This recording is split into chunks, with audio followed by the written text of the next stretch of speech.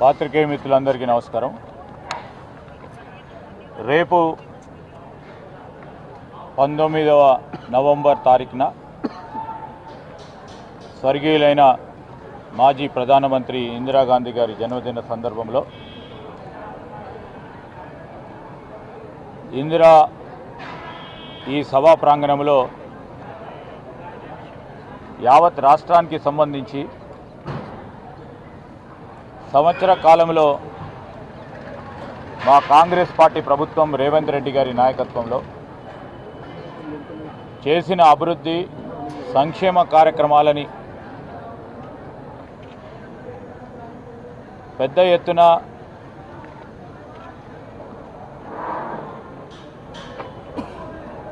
విజయోత్సవ కార్యక్రమాలు చేయాలని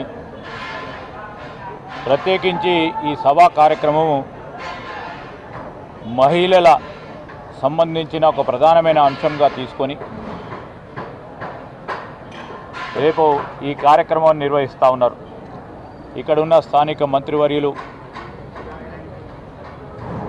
కొండా సురేఖ గారు, ఇన్ఛార్జ్ మంత్రి గారు పొంగులేటి శ్రీనివాసరెడ్డి గారు, ఉమ్మడి వరంగల్ జిల్లాకు సంబంధించిన మంత్రివర్యులు మరి సీతక్క గారు, సోదరులు పొన్నం ప్రభాకర్ గారు, గౌరవ శాసనసభ్యులు, శాసన మండలి సభ్యులు, పార్లమెంట్ సభ్యులు, వివిధ కార్పొరేషన్లకు సంబంధించిన చైర్మన్లు అందరూ కూడా మరి వరంగల్లో సభ నిర్వహించాలని ముఖ్యమంత్రి గారిని కోరటం, వారితో పాటు మా ప్రభుత్వ సలహాదారు ఈ ప్రాంతవాసి నరేందర్ రెడ్డి గారు, మరి ఈ ప్రాంతానికి సంబంధించిన అనేక మంది ప్రజాప్రతినిధులు మొదటగా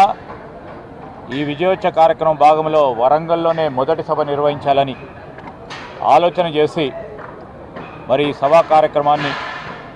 నిర్వహిస్తూ ఉన్న తరుణంలో రేపు 1,00,000 పైమించి మా మహిళా సోదరిమణులతో, అదేవిధంగా కాంగ్రెస్ పార్టీ నాయకులు, కార్యకర్తలు గత ఎన్నికలు, అన్ని ఎన్నికల కంటే ముందు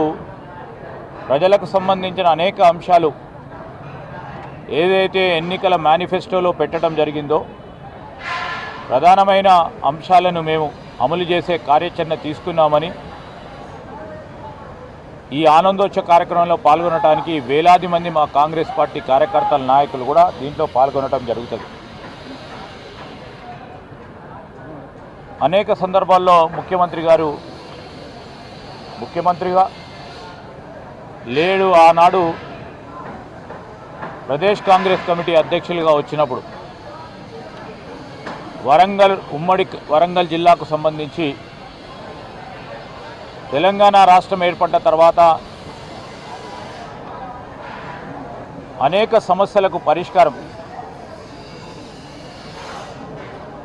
రాకపోవడంతో ఈరోజు అనేక మంది శాసనసభ్యులు, ఉదాహరణకి పెద్దలు కడియం శ్రీహరి గారు ఉన్నారు,